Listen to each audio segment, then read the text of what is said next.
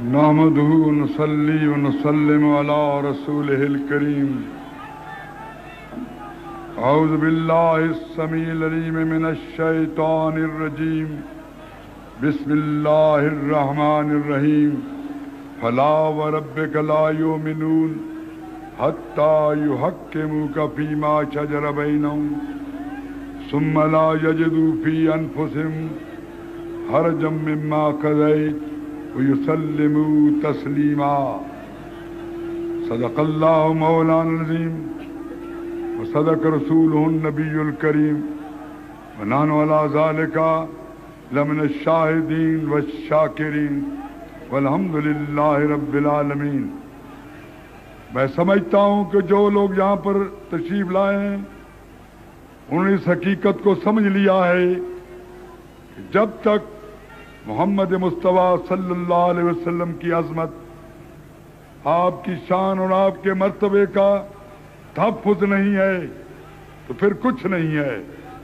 حبیب کبریا کی عظمتوں سے منحرف ہو کر، حبیب کبریا کی عظمتوں سے منحرف ہو کر یہ دعوی مسلمانی کبھی مانا نہ جائے گا کہ حضور کی امت سب کچھ برداشت کر سکتی ہے، لیکن حضور کی شان اور عظمت میں اشارتاً کنایتاً کسی قسم کی سوء ادبی کو برداشت نہیں کر سکتی.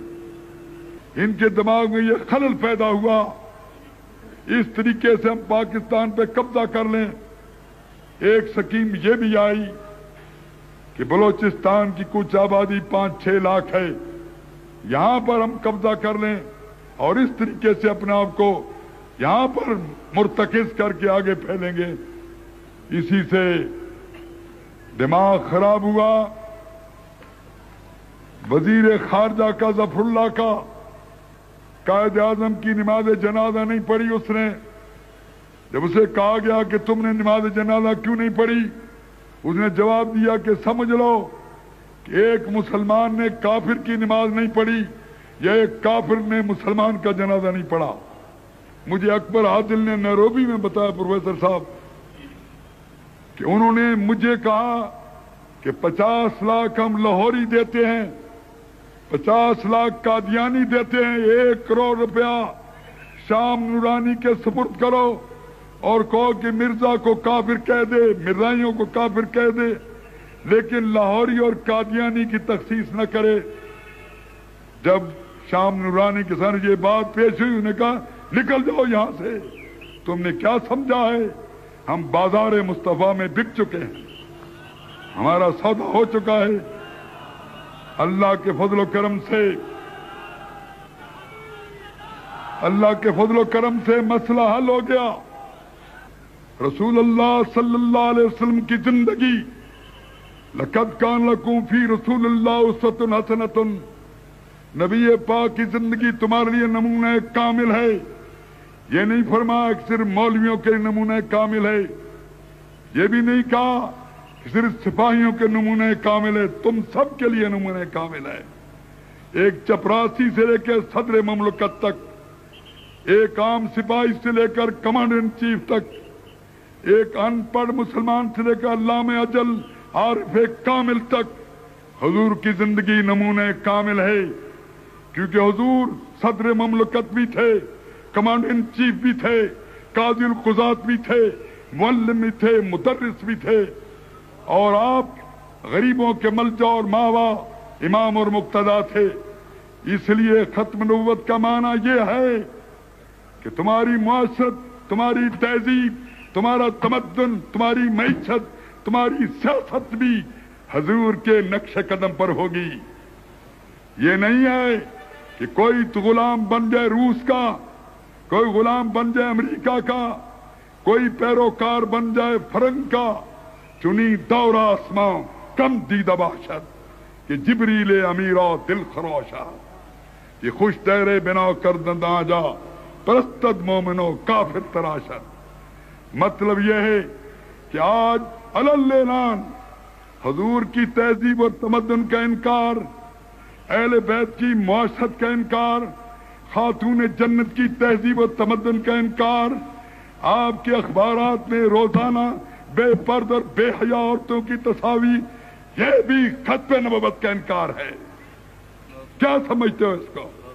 تمہاری معیشت، تمہاری سودی معیشت، تمہارا یہ سارا کاروبار، یہ استحصال، یہ جو یہاں پر سٹہ بازی ہے، یہ جو نفع خوری ہے، یہ سب چیزیں جس نے حضور صلی اللہ علیہ وسلم غصف علیہ سمنا، یہ دھوکہ دیا ہم میں سے نہیں ہے، یہ سارا تمہارا جو چلن ہے، یہ تمہاری سیاست ہے، تمہارا سب کچھ ہے، یہ عملاً ختم نبوت کا انکار ہے۔ جو کچھ آپ کو بتایا جاتا ہے، اور آج تک اس میں یہ چیز نقطہ علماء کو خاص طور متوجہ کرنا چاہتا ہوں، یہ کہ حاکمیت اللہ کی ہے، اور حاکمیت اسٹیٹ بھی ساورن ہے، پیپل بھی ساورن ہے، اللہ بھی ساورن ہے۔ کیا مذاق ہے؟ Where is the sovereignty of the universe? Rest in Allah Almighty. Therefore, the sovereign people of the sovereign state of Pakistan will exercise their sovereignty. یہ sovereignty state بھی sovereign ہے، people بھی sovereign ہے، خدا بھی sovereign ہے۔ ہمارے ہاں یہ تصور نہیں ہے، ہمارے ہاں حاکم مطلق، مالک مطلق اللہ کی ذات ہے، سروری زیبا فقط تو ذات بے ہمتا کو ہے، حکمراں ایک وہی باقی بتانے آدری، مالک الملک، حاکم مطلق، مالک مطلق، ابسولوٹ پروپرائٹر، ابسولوٹ اونر اللہ کی ذات ہے۔ اور پھر حاکمیت اور ملکیت براہ راست نہیں آتی، یہ ڈیموکریسی کا دھوکہ ہے، government the people, by the people, for the people. آپ کے پاس اگر آتی ہے ملکیت اور حاکمیت تو وقت کے نبی کے ذریعے آتی ہے، اور پھر اللہ کے آخری نبی حضور محمد مصطفیٰ صلی اللہ علیہ وسلم اللہ کے آخری نائب ہیں۔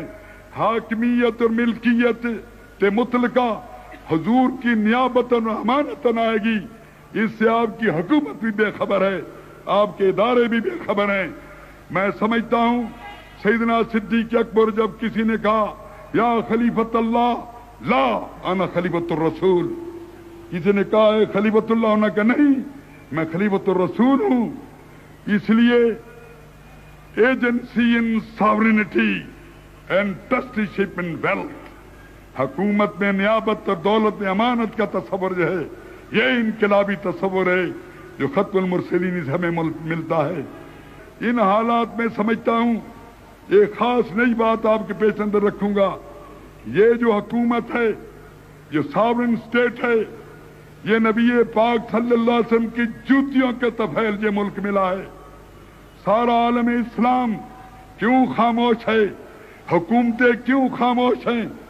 یہ حکومتوں کی ذمہ داری تھی، ہماری حکومت جواب دیتی اور برٹش گورنمنٹ کو کہتی اگر کوئی آدمی جہاں پر آپ کے ملک کے اندر روسی جاسوس آ جائے اور روسی جاسوس یہ کہے کہ میں سٹیزن ہوں جہاں پر یو کے کا، میں برٹش سٹیزن ہوں، میں جہاں کا شہری ہوں، تم اس کو نیشنلٹی دو گے؟ ہرگز نہیں دو گے۔ خاتمیت ہمارے آئین کے اندر سیاسی ایک تصور ہے، نیشنلٹی اسلام کی، حضور کی ختم نبوت پر مبنی ہے۔ جو شخص حضور کی خاتمیت کا منکر ہے وہ پاکستان کی نیشنلٹی کا انکار کرتا ہے، اور اس پر جو آپ کو دعوت دیتا ہے مباہلے کی، مناظرے کی، اس کا مطلب یہ ہے کہ پاکستان کی سلطنت کو تسلیم نہیں کرتا، پاکستان کے تصور حاکمیت کو تسلیم نہیں کرتا۔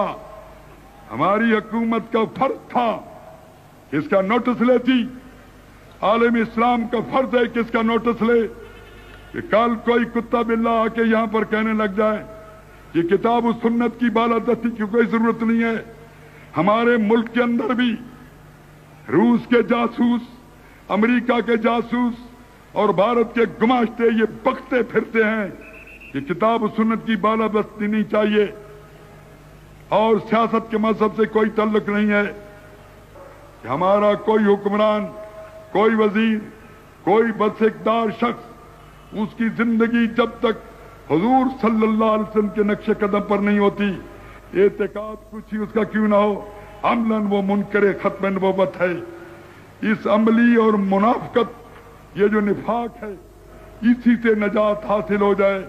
اس اجتماع کے اندر اگر آپ یہی جذبہ لے کے جاؤ کہ حضور صلی اللہ علیہ وسلم کے نقش قدم پر نہیں ہے تو وہ ہمارا نہیں ہے، یہ زائران حریم مغرب لاکھ برابر بنے ہمارے، بھلا مجھے ان سے واسطہ کیا جو تجھ سے ناشنا رہے۔ اس لیے حاصل کلام یہ ہے بمصطفیٰ برساں خیش را کہ دی ہماؤس اگر بہو نہ رسیدی تمام بولا حدیث۔ السلام علیکم۔